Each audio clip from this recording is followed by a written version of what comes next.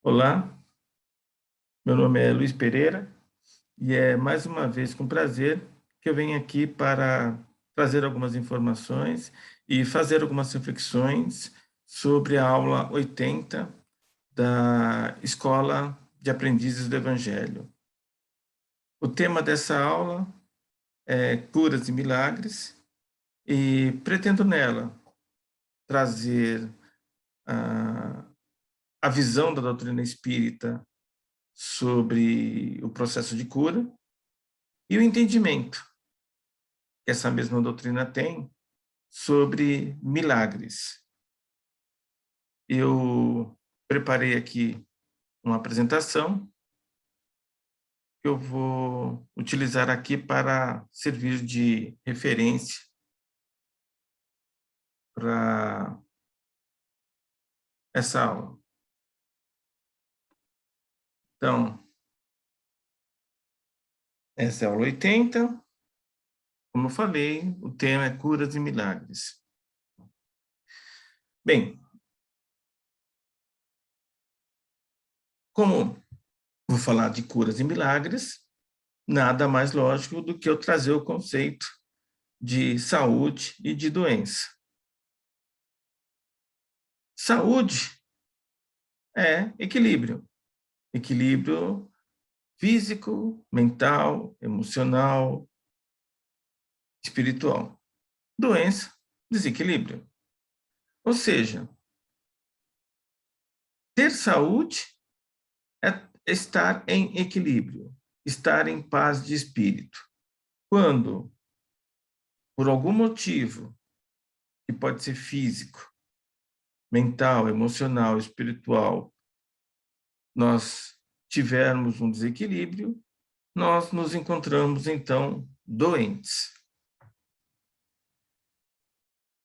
É relevante colocar aqui o conceito da OMS, que nos diz que ter saúde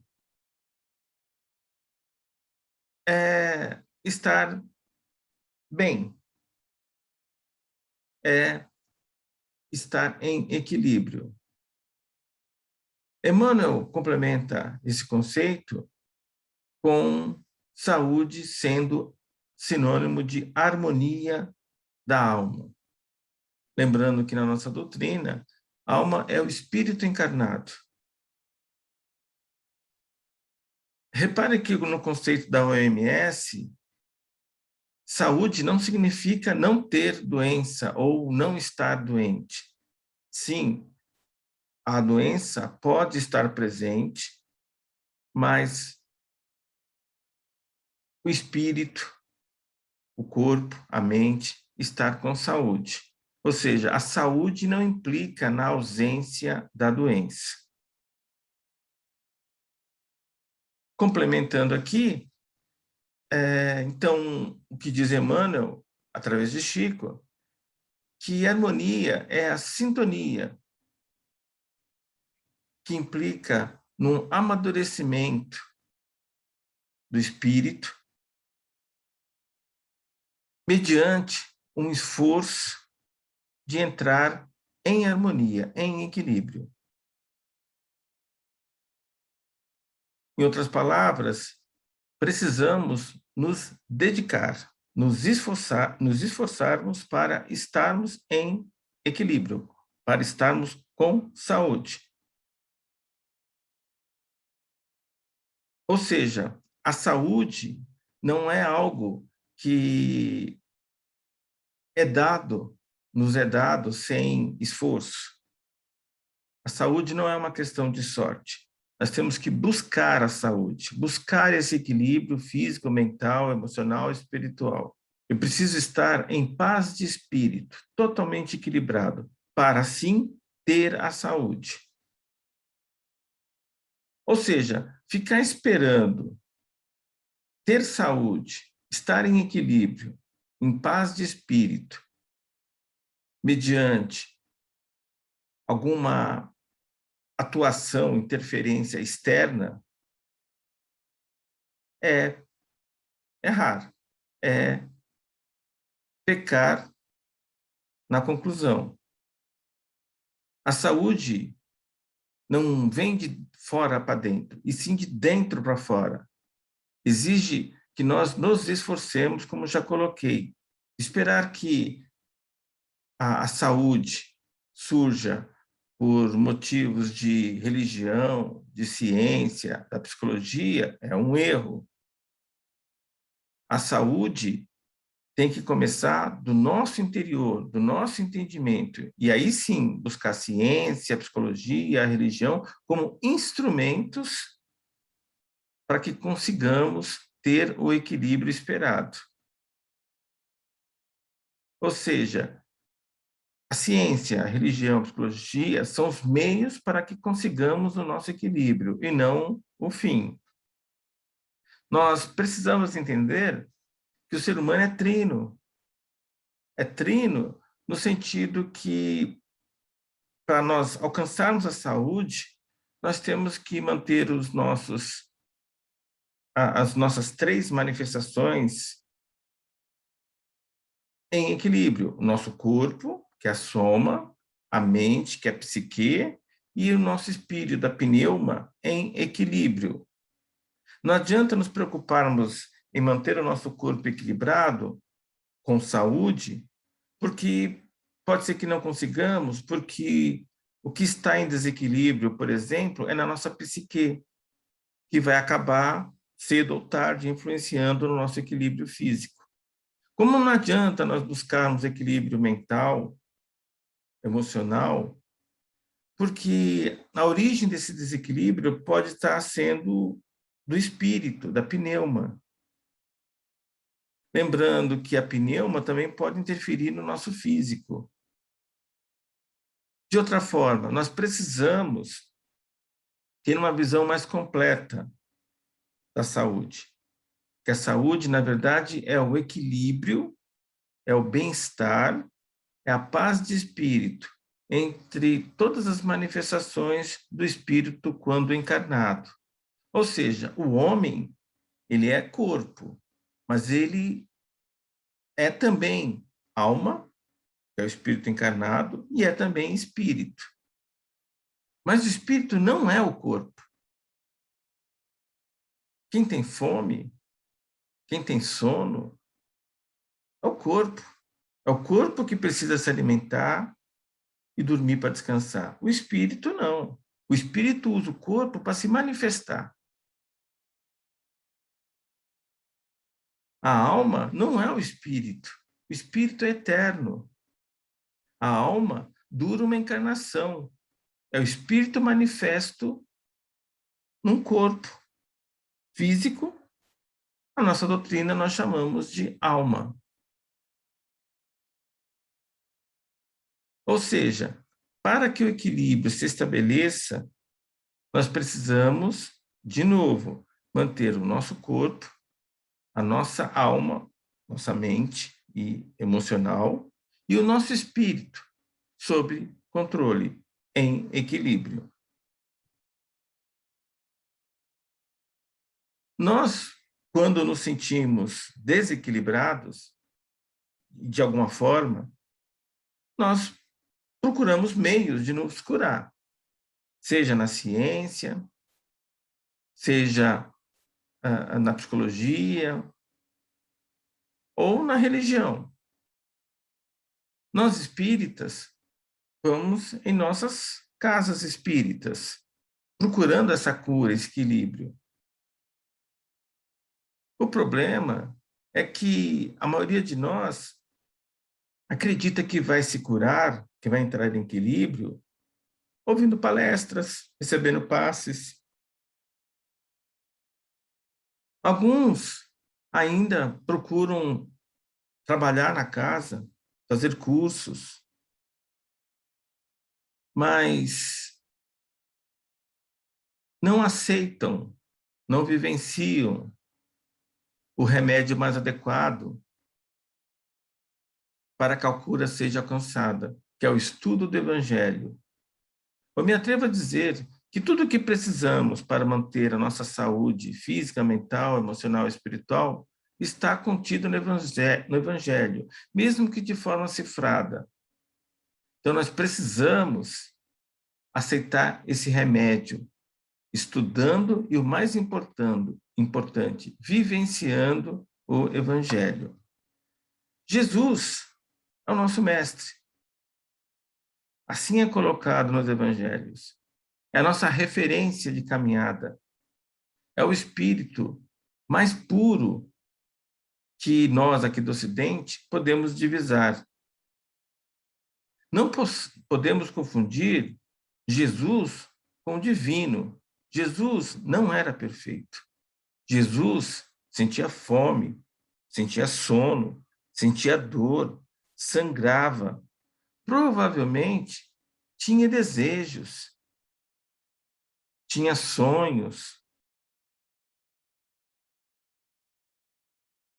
que são coisas naturais do espírito encarnado na matéria. Então, nós devemos evitar colocar Jesus como manifestação plena, como avatar do divino. Jesus foi um grande espírito que encarnou neste plano, mas sujeito aos problemas da carne. Então, ele não nasceu pronto. Jesus teve que se esforçar, trabalhar, lutar para encontrar o equilíbrio, a saúde. Então, nós precisamos, nós espíritas, tomar cuidado para que não divinizemos Jesus, idolatremos Jesus no sentido de comparar ou ver o divino nele. Não que ele não tenha, porque nós também temos, mas ele não era o Pai. Ele era a manifestação do Pai, como nós somos. Ele era filho do Pai, como nós somos. E eu falo isso não é para desmerecer Jesus, pelo contrário, é para justamente realçar o valor de Jesus, da sua obra, da sua missão. Porque mesmo sendo homem, espírito encarnado na matéria, tendo as limitações que a matéria nos impõe, ele fez o que fez.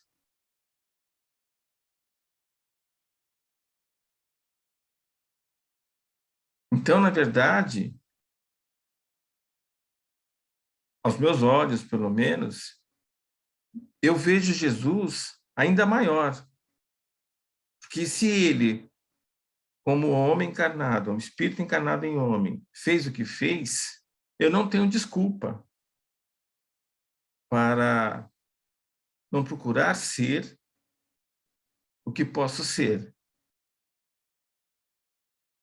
Como discípulo que procura seguir o mestre, seus ensinamentos, seus exemplos, eu tenho que, então, trabalhar-me. Porque Jesus tinha os três aspectos que eu já comentei.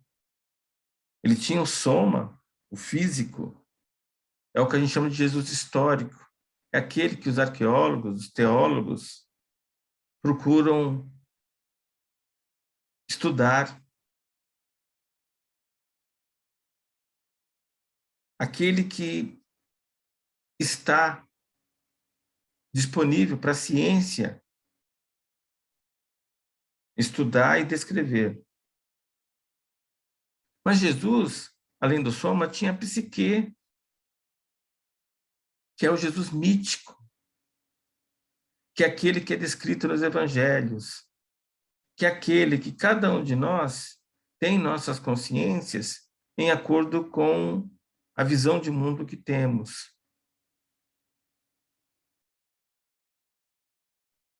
Jesus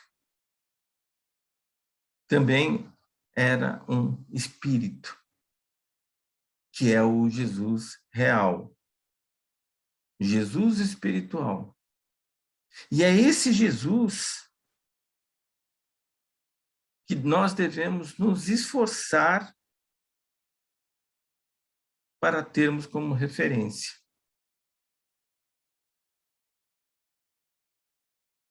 Procurando separar esse Jesus real do Jesus mítico, que é aquele que está descrito nos evangelhos, daquele Jesus histórico, que é o que a ciência nos traz.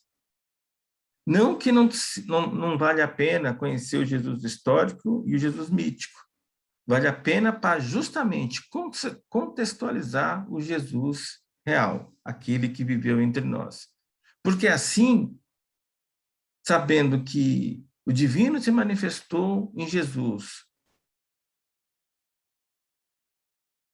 e Jesus foi um homem como nós, temos a certeza que podemos manifestar o divino em nós como Jesus manifestou. Ou seja, se Jesus pôde ser o que foi, nós, como discípulos, devemos procurar ser o que pudermos ser, para assim honrar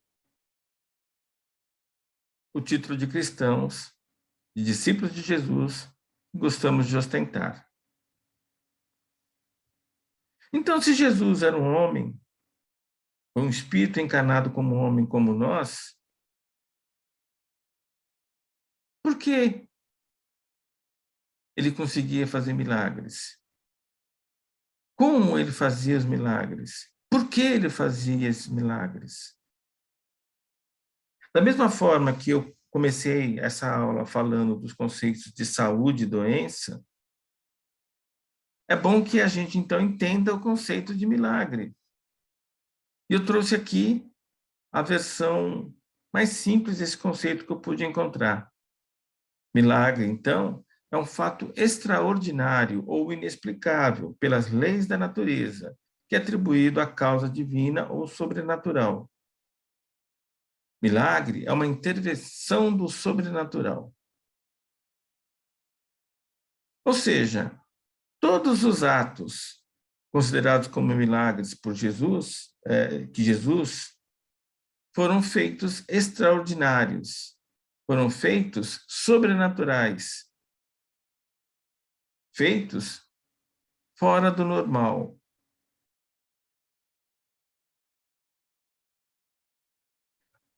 E qual a visão da nossa doutrina sobre milagres? É que eles não existem.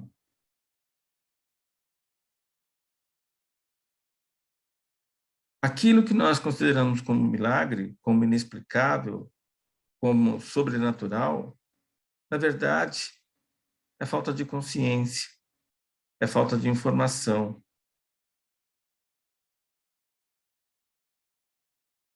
Kardec coloca em a Gênese capítulo 13, verso 15. Os milagres não são necessários para a glória de Deus. Nada no universo se afasta das leis gerais. Deus não faz milagres, porque, sendo suas leis perfeitas, ele não necessita de as derrogar, de as corromper, de modificá-las. Elas são perfeitas. Então, nem ele muda as suas leis, porque ele estaria sendo injusto. Porque ele aplicou a lei por um determinado tempo e depois deixou de aplicar ou aplicou de maneira diferente. Então, aqueles que receberam a atuação da lei, num determinado instante, podem se sentir injustiçados quando comparado a outros que não receberam a aplicação da lei ou receberam, mas de maneira diferente. Então, Deus é um ser vivo, é um espírito vivo, e está descrito no Livro dos Espíritos, e como espírito vivo, ele cria, continua criando o universo até hoje, e se manifesta através de suas leis. que valem em todo tempo e lugar e são perfeitas. Então ele não faz milagre. Que seria um ato contrário às suas leis. E se Deus não faz milagre, Jesus também não faz milagres.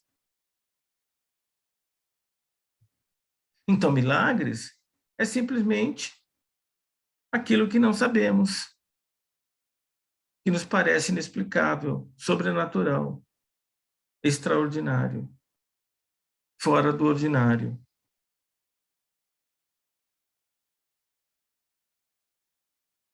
Mas os milagres que estão descritos no Evangelho? Bem, são vários. Pesquisando na internet, eu encontrei artigos falando de 31, em outros locais de 35. Eu contei 33, preciso recontar, porque eu posso ter contado errado. Mas com certeza são vários, mais de 30 pelo menos. Eu destaquei aqui alguns milagres, aqueles mais conhecidos. A hemorroida, a mulher que sangrava há vários anos e que ao tocar Jesus se curou. Os possessos, várias passagens do Evangelho falam de espíritos encarnados que estavam sob influência de espíritos desencarnados e foram curados pela manifestação do poder de Jesus, que afastou os espíritos que estavam executando a possessão. Jesus curou cegos, paralíticos, várias passagens também. Se transfigurou na frente de Pedro, de João e Tiago Maior. Vocês viram, estudar essa passagem? Caminhou, levitou sobre as águas, acalmou tempestades, transformou a água em vinho, multiplicou pães para uma multidão, ressuscitou e ressuscitou outros e se ressuscitou.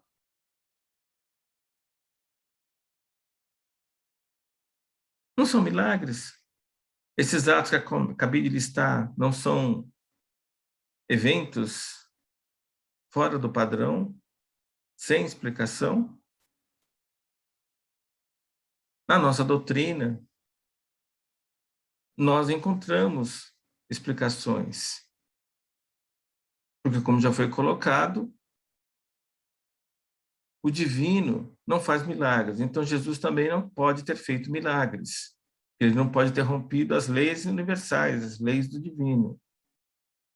A nossa doutrina explica boa parte desses eventos considerados como milagres como manipulação de fluidos, de ectoplasma.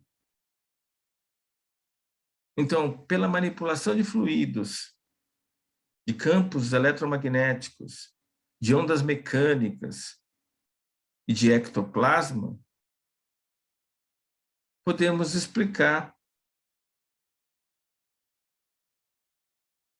a movimentação de objetos sólidos de um local para outro, a desmaterialização de um objeto com posterior materialização em locais diferentes, a levitação de objetos, a materialização de objetos do nada, a materialização de corpos de espíritos desencarnados,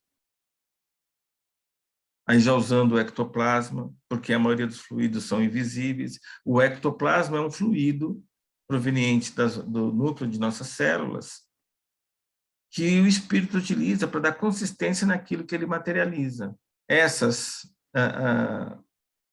explicações podem ser utilizadas, por exemplo, para explicar a questão da transformação da água em vinho. Jesus pode muito bem ter manipulado fluidos, mas existe uma outra explicação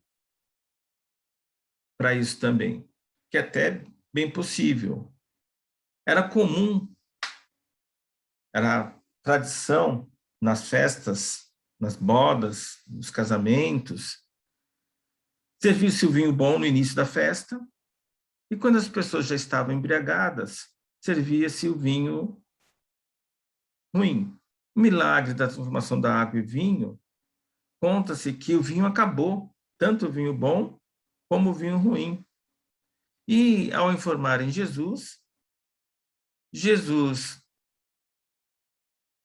foi, então, até os tonéis que continham o vinho, é devido a outros fatores que fez com que Jesus atuasse de forma a realizar as curas. E nós temos que ver que existe todo um lado mitológico. O Evangelho é mito, é uma descrição de atos de Jesus que foram escritos 30 anos após a sua crucificação. E, para aquela época, muitas coisas que Jesus fez passou como algo extraordinário. Jesus pode ter curado os cegos, é o que se especula, limpando os olhos do cego. No Evangelho diz que Jesus passa ervas no olho do cego e ele fica curado. Mas na época, né, existiam vários problemas com a higiene dos olhos. Então pode ser que a secreção, a famosa remela, durante anos, foi se acumulando e secando, e por falta de higiene, de lavar, os olhos permaneciam fechados, porque o cego não conseguia abrir, por causa da remela, do pus, e ninguém tinha coragem de tocar nessa ferida. Jesus limpou os olhos e a pessoa passou a enxergar. Conhecimento, de novo, de Jesus. Os paralíticos, então, pelo poder pessoal, pela imposição do seu verbo, ele pode ter feito com que alguém que tinha problemas para se locomover conseguisse se locomover. Eu fui testemunha uma vez num culto evangélico de um pastor de nome Valdomiro Santiago, num domingo pela manhã, ter feito uma mulher paralítica andar. Pelo menos naquele instante. Se no outro dia ela voltou a ter o problema, não sei. Mas eu sei o que eu vi. Eu cheguei por volta de umas 8h30 no templo, na igreja, não sei como é a denominação correta, onde estava ocorrendo o culto. Milhares de pessoas, um galpão muito grande, estava no fundo. Então eu vi quando a mulher chegou de carro com 2 homens, né? Quando ela trouxeram ela de cadeira de rodas para assistir o culto, e na hora dos milagres, o pastor clamou, né, pelo divino, por Jesus. A mulher se levantou, se pôs em pé e começou a caminhar, com dificuldade, mas caminhou. E eu vi que era verdadeiro pela reação dos homens que estavam com ela, que acho que eram filhos, ela devia ter uns 40, 45 anos, pela reação da própria mulher. Foi um milagre aquilo? Para mim foi a fé. Mulher acreditando tanto no processo, e eu sentia a vibração desse horário, dessa parte do culto. Realmente tinha muita fé, muita energia ali, muito amor. A mulher começou a andar. E teve outras curas no culto, que foram lá na frente, dar o depoimento. Ela até tentou, mas não conseguiu, porque tinha muita gente. Ela não conseguiu chegar até a frente, onde estava acontecendo a palestra do pastor. Mas eu sei o que eu vi. Como eu falei, não sei se no outro dia ela voltou a caminhar normalmente, ou voltou a ficar impedida, sentada na cadeira de rodas. Mas naquele horário isso aconteceu. Processos. Jesus expulsou vários com o verbo, com a força do seu verbo, com o seu poder pessoal. Hemorróides, a mulher que sangrava. A mulher, ao tocar as vestes de Jesus, tanta era a fé que ela tinha em Jesus, ela se curou. Jesus sentiu a energia fluindo pelo seu corpo em direção à mulher. Ele nem viu, a mulher estava de costa. Ele sentiu a energia fluir e falou para a mulher: a tua fé te curou. Transfiguração. Jesus pode, né, ter entrado em transe e ter irradiado várias energias nesse transe mediúnico, que ao longe quem via a imagem de Jesus resplandecer. Caminhou, levitou sobre as águas. Eu também já vi isso acontecer numa loja Rosa Cruz. Vi a distância de uns 30 metros, o mestre levitando. Pelo menos eu não via nada que ele pudesse se escorar. Como que ele fez isso? De novo, manipulando fluidos, manipulando o ectoplasma dos presentes. Acalmar a tempestade, acredito que aí deve ter sido mais uma questão de mito mesmo. A tempestade parou no momento que Jesus estava e aqueles presentes acreditaram que era devido à presença de Jesus que ela tenha parado, e foi só coincidência.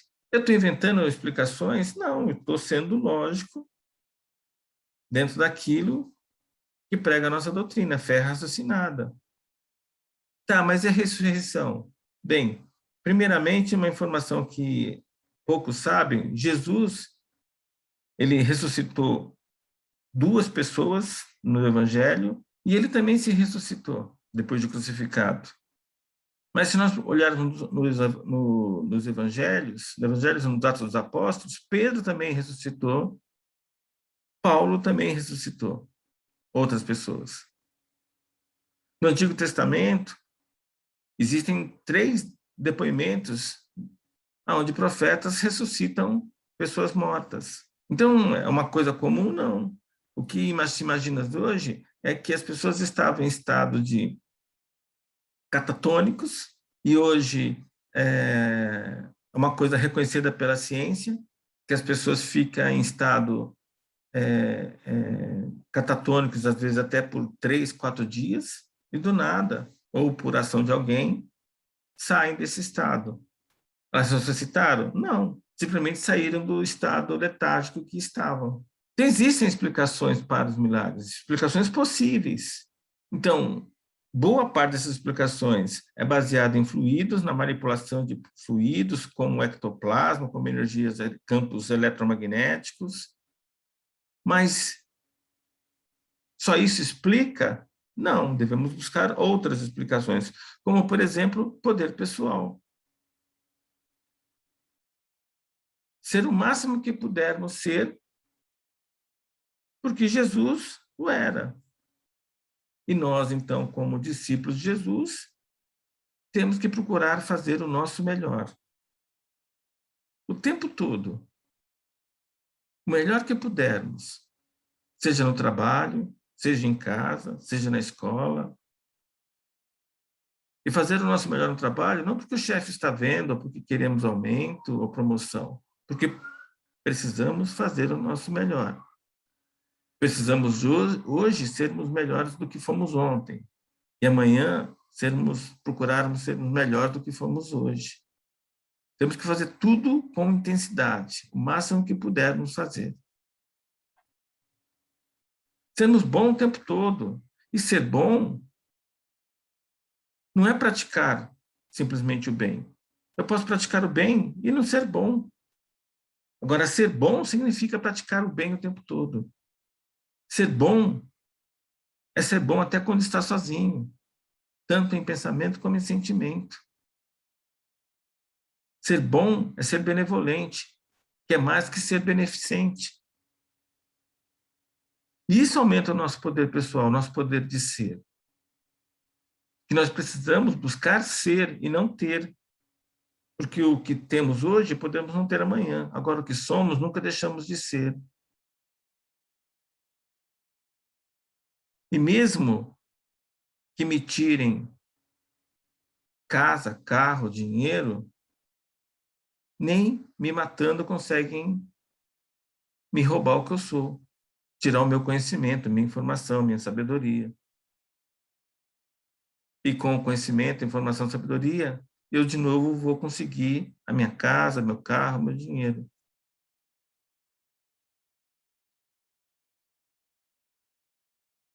E eu estou falando que nós precisamos ser bons, e isso não significa ser desapegado da matéria, porque nós precisamos da matéria para evoluir nesse plano.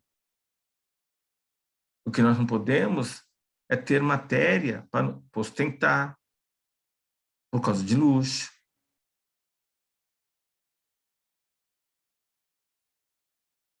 E ter um carro não é luxo, é uma necessidade, em boa parte das vezes, que facilita a minha evolução. Agora, eu queria ter um carro do ano, eu sofrer porque não tenho, queria ter um carro de luxo, aí não, aí não há necessidade. Então, para aumentar o poder pessoal, eu preciso fazer tudo da melhor maneira possível. Eu preciso ser bom o tempo todo. Porque aí eu me torno impecável, eu faço tudo da melhor maneira possível, e implacável, faço o que tenho para fazer, com determinação, com disciplina. Aí eu aumento meu poder pessoal, meu poder de influenciar o ambiente à minha volta, com palavras ou só com a minha presença. Jesus nos disse, ó, vós sois deuses, podeis fazer o que faço e muito mais.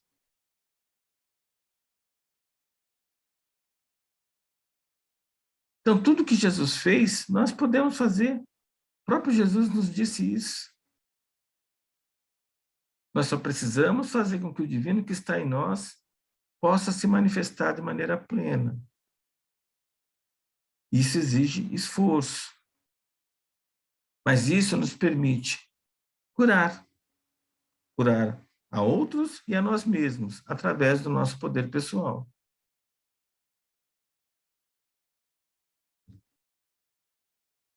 Tem mais alguma coisa que eu devo buscar, além do poder pessoal? Sim, prática do perdão. Eu preciso praticar o perdão para dissolver em mim aquilo que foi causado por uma outra pessoa, por atos ou por palavras. E a dica é não levarmos nada para o pessoal, porque nada é pessoal. Nós temos que lembrarmos que todos nós somos espíritos em evolução e que também erramos. E que aquele que nos ofendeu em atos ou palavras pode ser um espírito que errou, como nós erramos, um espírito que está numa encarnação ruim. Nós temos que ter a consciência que para perdoar eu não preciso desculpar. Ah, ele me roubou. Eu o perdoo, porque ele é meu irmão. Nós temos o mesmo pai, a mesma origem. Nós dois somos espíritos em evolução. Mas eu não tiro a culpa do roubo que ele fez. Eu não tiro a culpa, eu não dou desculpa. Então eu posso perdoar e não dar desculpa. Não tirar a culpa. Eu quero sim, com todo amor, que ele seja recluso, apartado da sociedade, para proteger a sociedade e ele mesmo. Ele possa ser reeducado para ser reintroduzido, se for o caso. Mas tudo isso com amor. Que Jesus pediu para que nós amássemos ao próximo como a nós mesmos. Não que gostássemos. Eu não preciso gostar do jeito do outro ser, de pensar, de fazer. Eu preciso amá-lo. Quando eu tenho essa consciência, fica mais fácil eu perdoar. Fica mais fácil eu ser inabalável. Porque nada me afeta. Eu perdoo a todos os atos ofensivos à minha pessoa, porque eu dissolvo. Eu não levo nada para o pessoal. Por isso que o divino não precisa perdoar, porque para ele perdoar, ele teria que se sentir ofendido. Ele não se sente. Então, ele não precisa perdoar. Como ele também não precisa castigar. Ele atua através das suas leis, causa e efeito. Então, nós mesmos nos perdoamos ou nos castigamos, porque nós mesmos causamos o efeito do perdão ou do castigo das nossas ações e omissões.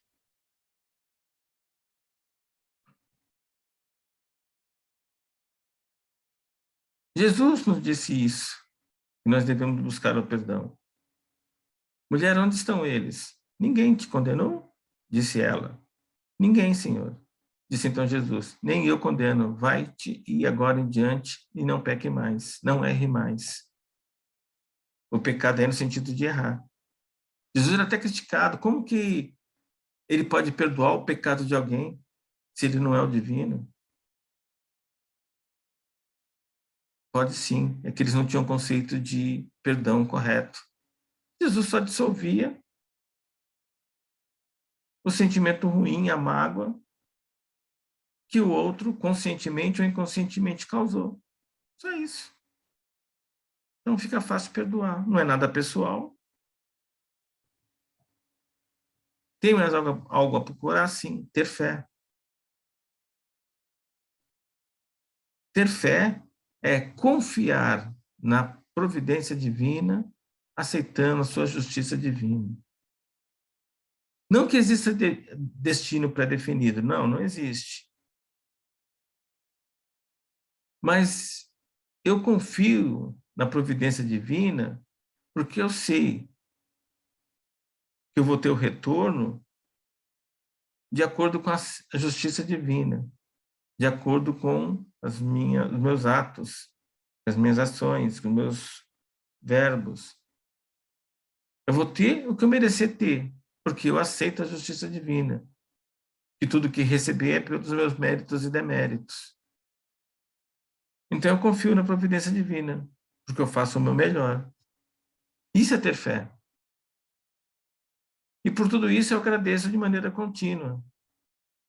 Por tudo que sou e por tudo que tenho. Porque eu sei que é por meus méritos e meus deméritos. É pela aplicação da lei da causa e efeito. E assim eu me sinto, né? Viver em verdade e inatingível. Eu já sou impecável, implacável, por causa do meu poder pessoal, porque eu trabalho no meu poder pessoal, porque eu quero mais ser.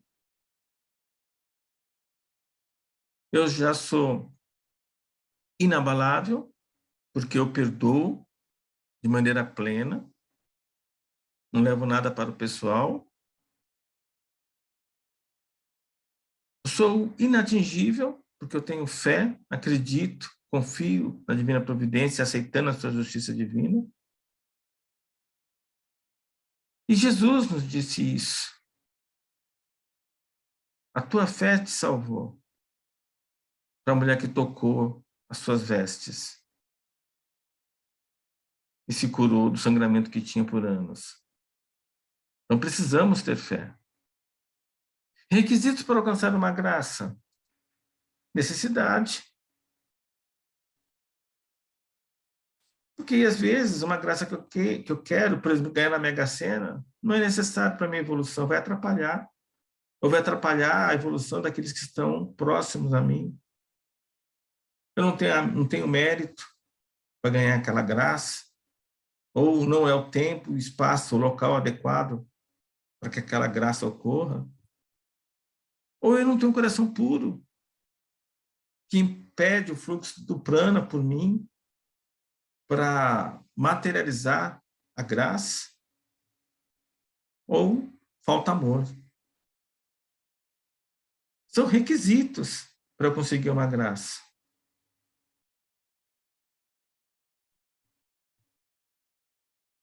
Falando um pouco de profetizar, é possível? Sim. Então, existe destino? Não. Eu posso dizer que existe destinação. Nós, espíritos, quando vamos encarnar, escolhemos a família, brigamos para encarnar naquela família, com outros milhões de espermatozoides, ganhamos a eleição, encarnamos, e quando nos candidatamos a encarnar naquela família, nós colocamos uma destinação. Eu quero ser, por exemplo, um médico. Vou encarnar naquela família para ser um médico, para ter certas experiências. Vou ser um médico? Vou ter aquelas experiências? Causa e efeito. Eu quero ir para o Rio de Janeiro. É a minha destinação. Vou conseguir? De causa e efeito. Será que o carro está ok? Será que eu estou ok para dirigir o carro? Será que eu não vou mudar de ideia no meio do caminho? Enfim. É possível profetizar? Sim. Paulo nos diz isso em Coríntios, na sua epístola aos Coríntios. Mas não que o destino exista. As circunstâncias me fazem deduzir o que vai acontecer. Então, eu posso conhecer a destinação, mas se vai acontecer, eu não sei. Eu posso profetizar conhecendo as variáveis do momento,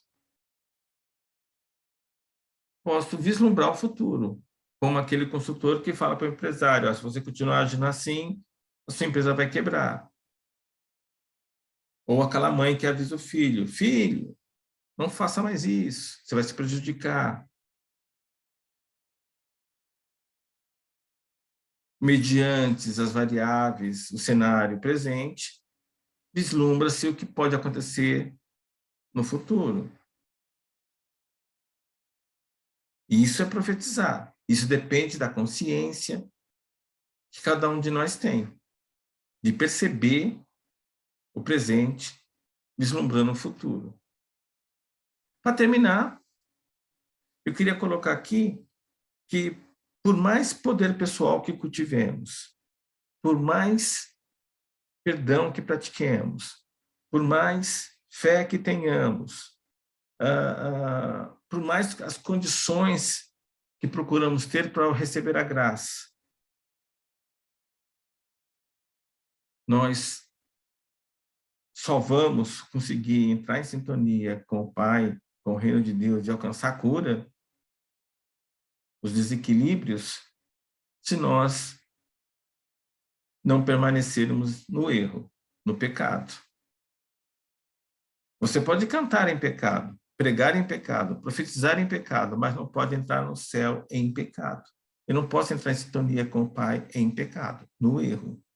Então, por mais dons que eu tenho, dons de cura, tanto de outras pessoas como de mim, porque eu tenho poder pessoal, tenho fé, pratico perdão, se eu estou no erro, eu não consigo me sintonizar com o Pai.